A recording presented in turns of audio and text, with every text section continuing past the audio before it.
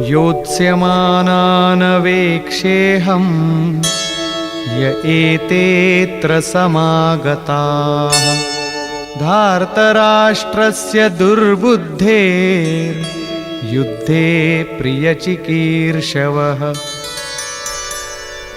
दुर्बुद्धि दुर्योधन का युद्ध में कल्याण चाहने वाले जो ये राजा लोग इस सेना में आए हैं, उन युद्ध करने वालों को मैं देखूंगा, इसलिए खड़ा करें। मोह रूपी दुर्योधन, मोहमयी प्रवृत्तियों का कल्याण चाहने वाले जो राजा इस युद्ध में आए हैं, उनको मैं देख लूं। संजय उवाच।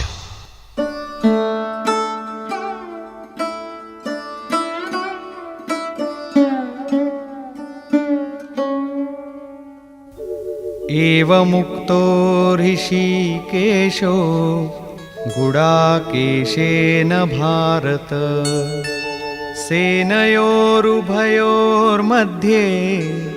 स्थापयित्वा रथोत्तमम् भीष्मद्रोणप्रमुखतः सर्वेषां च महीक्षिताम् उवाच पार्थ पश्यैतान् समवेतान् कुरुनीति।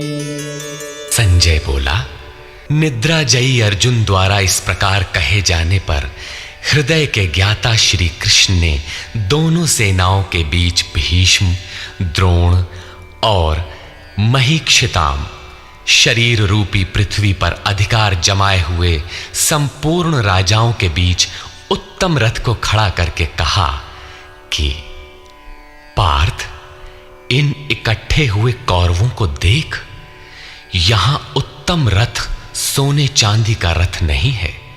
संसार में उत्तम की परिभाषा नश्वर शरीर के प्रति अनुकूलता प्रतिकूलता से की जाती है। ये परिभाषा अपूर्ण है। जो हमारे आत्मा, हमारे स्वरूप का सदैव साथ दे, वही उत्तम है, जिसके पीछे अनुत्तम मलिनता न हो। तत्रापश्यत् स्थितान् पार्थः पितॄनथ पितामहान् आचार्यान् मातुलान् भ्रातॄन् पुत्रान् पौत्रान् सखींस्तथा श्वशुरान् सुहृदश्चैव सेनयोरुभयोरपि। इसके उपरांत अचूक लक्ष्य वाले पार्थिव शरीर को रथ बनाने वाले पार्थ ने उन दोनों सेनाओं में स्थित पिता के भाइयों को, पितामहों को, आचार्यों को, मामाओं को, भाइयों को, पुत्रों को, पौत्रों को, मित्रों को, श्वशुरों को और सुहृदों को देखा। दोनों सेनाओं में अर्जुन को केवल अपना परिवार, मामा का परिवार, ससुराल का परिवार, सुहृद और गुरुजन दिखाई पड़े। प्रचलित गणना के अनुसार 18 अक्षौहिणी 2.5-3 अरब के लगभग होता है, जो आज के विश्व की जनसंख्या के समकक्ष है। इतने मात्र के लिए यदा कदा विश्व स्तर पर आवास खाद्य समस्या बन जाती है। इतना बड़ा जन समूह अर्जुन के 3-4 रिश्तेदारों का परिवार मात्र था। क्या इतना बड़ा भी किसी का परिवार होता है? कदापि नहीं। ये हृदय देश का चित्रण है। तान् समीक्ष्य स कौन्तेयः सर्वान् बन्धूनवस्थितान् कृपया परयाविष्टो विषीदन्निदमब्रवीत्। इस प्रकार खड़े हुए उन संपूर्ण बंधुओं को देखकर अत्यंत करुणा से आवृत वो कुंती पुत्र अर्जुन शोक करता हुआ बोला। अर्जुन उवाच।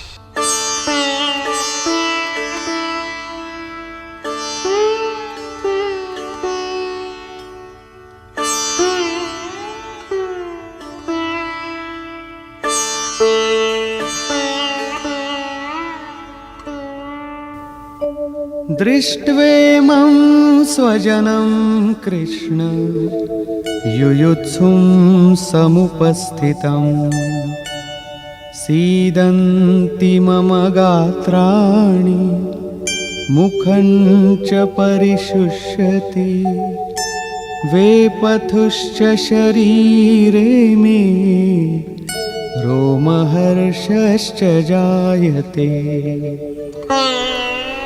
हे कृष्ण, इस युद्ध की इच्छा वाले खड़े हुए स्वजन समुदाय को देखकर मेरे अंग शिथिल हुए जाते हैं, मुख सूखा जाता है और मेरे शरीर में कंप तथा रोमांच हो रहा है। इतना ही नहीं, गांडीवं स्रंसते हस्तात् त्वक्चैव परिदह्यते न च शक्नोम्यवस्थातुं भ्रमतीव च मे मनः।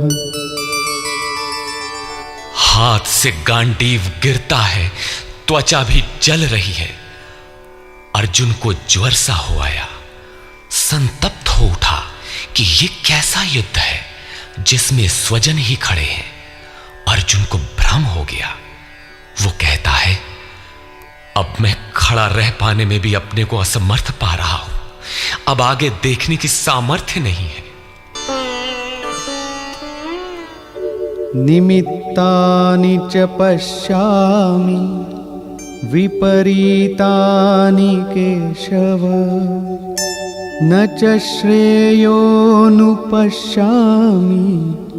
हत्वा स्वजनमाहवे। हे केशव, इस युद्ध का लक्षण भी विपरीत ही देखता हूं। युद्ध में अपने कुल को मारकर परम कल्याण भी नहीं देखता हूं। कुल को मारने से कल्याण कैसे होगा?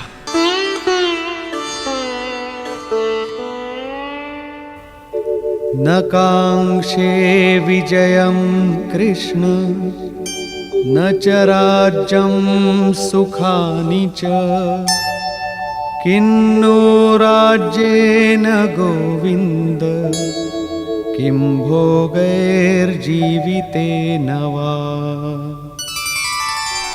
संपूर्ण परिवार युद्ध के मुहाने पर है। इन्हें युद्ध में मारकर विजय से मिलने वाला राज्य और राज्य से मिलने वाला सुख अर्जुन को नहीं चाहिए। वो कहता है, हे श्री कृष्ण, मैं विजय नहीं चाहता, राज्य तथा सुख भी नहीं चाहता। हे गोविंद, हमें राज्य या भोग अथवा जीवन से भी क्या प्रयोजन है? क्यों?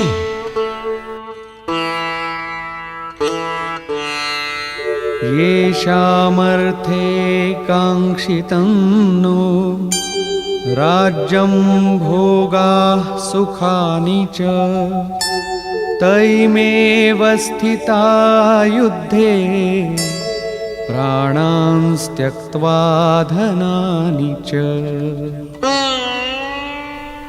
हमें जिनके लिए राज्य भोग और सुखादिक इच्छित हैं, वे ही परिवार जीवन की आशा त्याग कर युद्ध के मैदान में खड़े हैं। हमें राज्य इच्छित था तो परिवार को लेकर, भोग सुख और धन की पिपासा थी तो स्वजन और परिवार के साथ उन्हें भोगने की थी।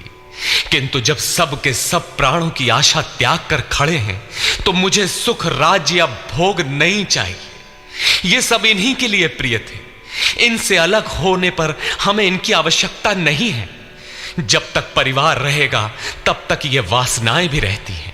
झोपड़ी में रहने वाला भी अपने परिवार, मित्र और स्वजन को मारकर विश्व का साम्राज्य स्वीकार नहीं करेगा। अर्जुन यही कहता है कि हमें भोग प्रिय थे, विजय प्रिय थी, किंतु जिनके लिए थी, जब वे ही नहीं रहेंगे तो भोगों से क्या प्रयोजन?